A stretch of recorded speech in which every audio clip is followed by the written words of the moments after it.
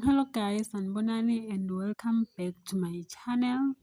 Guys, please note that everything here is alleged because the case is very new. Principal and staff member fatally shot at Ingweni Primary School in Eguruleni.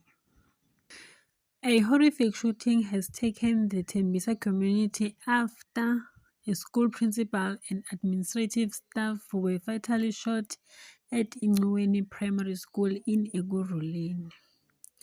The victims, 50-year-old principal Nozibele Tabu and the 55-year-old administrator Nobantu Jomboni, were declared dead on the scene, the Gauteng Department of Education confirmed.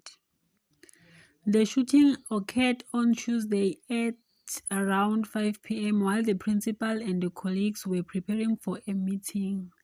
According to preliminary reports, staff members in a nearby office heard gunshots and hid for safety.